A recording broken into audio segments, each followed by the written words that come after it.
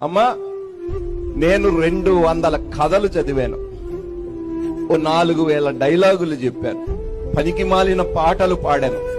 ఏది నా బ్రతుకును మార్చలేదు. కానీ ఒక్కసారి దీనిని చదివితే శాశ్వతంగా నా జీవితాన్ని మార్చేసిందండి. దేవునికి మహిమ కలుగును గాక.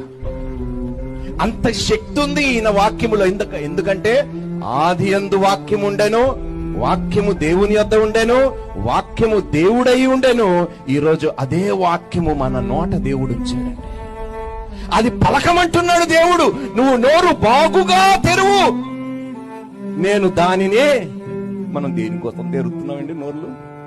పనికి మాలిన పనుల కోసం, పనికి మాలిన మాటల కోసం. కానీ జీవము కలిగిన మాటలు పలకండి క్రైస్తవులారా.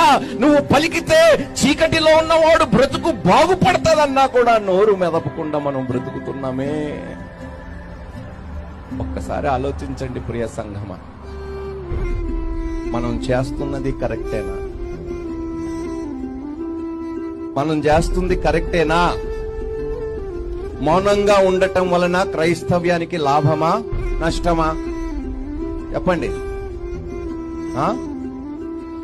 మంచి చెయ్యటము తెలిసి కూడా చెయ్యకపోవటము పాపము.